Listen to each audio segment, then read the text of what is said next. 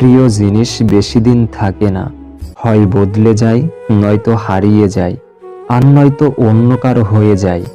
Tension আর মানসিক চাপে তারাই বেশি থাকে যারা নিজের চেয়ে অন্যের কথা বেশি ভাবে। মানুষের আচরণই মানুষকে প্রিয় থেকে অপ্রিয় বানিয়ে দেয়।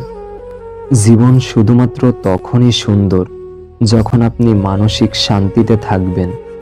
ছোটখাটো ভুলের জন্য যে চিরদিনের মতো ছেড়ে চলে যায়, ভালোবাসা তো দূরের কথা, সে কখনো পাশে থাকার যোগ্য ছিল না। বেশি রাগ নিয়ে জীবনযাপন করলে তুমি কখনো সুখী হতে পারবে না, কারণ রাগ সব কিছু কেড়ে নেয়, কিছু দেয় না।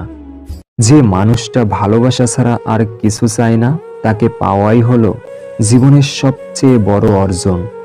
মেয়েরা শাসন পছন্দ করে, তবে সেটা রাগের গলায় না, আদর করে ভালোবেসে মিষ্টি গলায় শুনতে চাই।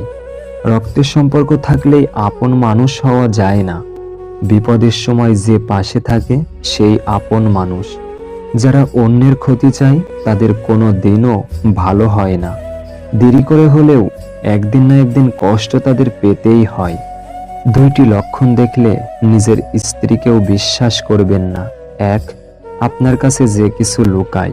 দুই, যে স্ত্রী আপনার বাবা মায়ের সাথে ভালো আচরণ করে না। খাবার যতই দামি হোক, পচে গেলে তার যেমন কোনো দাম থাকে না, তেমনি একটা মানুষ যতই শিক্ষিত হোক না কেন, মনুষ্যত্ব না থাকলে তার কোনো দাম নেই। বর্তমানে ভদ্রতার কোনো মূল্য নেই। এখন ভদ্রতাকে সবাই দুর্বলতা ভাবে। কখনো কাউকে তার বর্তমান পরিস্থিতি দেখে অবহেলা করো না। মনে রেখো, সময়ের চাকা কিন্তু অনবরত ঘুরতেই থাকে। চিনি আর লবণ একই রকম দেখতে, পার্থক্য শুধু স্বাদে।